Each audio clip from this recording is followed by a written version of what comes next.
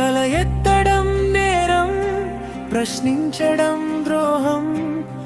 అక్షరం మందని ఆకాశమే, పశువులకైనా సూర్యుడు దూరని, వర్షం పలకని పాకుండేది. పేదవాడి పాకకి ఎండవాన రెండు నేస్తాలే, భూస్వాముల పడగలలో నెత్తురోడిన బ్రతుకులు. తల ఎత్తితే తిండి దొరకదు, నొరెత్తితే నాలుకలు నేలను తాకేవి. కాలం మారింది, కష్టం మారింది.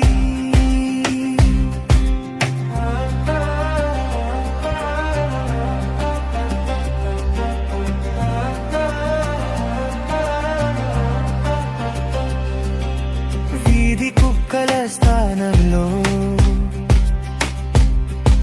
విదేశీ కుక్కలు పక్కలో పడకేశాయి.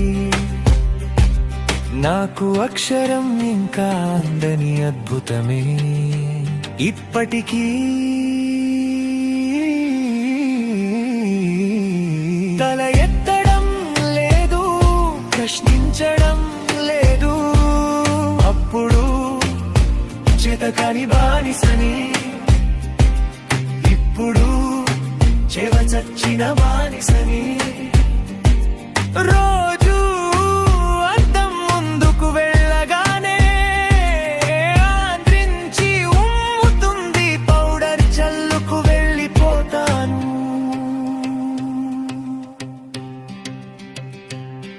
ఓ వెన్నెల రాత్రి ఆ కొన్ముక్కలై కొన్ని అక్షరాలను విసిరి వెళ్ళింది. ఉదయం లేవగానే నా కొడుకు ఆ ముక్కలను పేర్చి అక్షర దీపాలను వెలిగించాడు.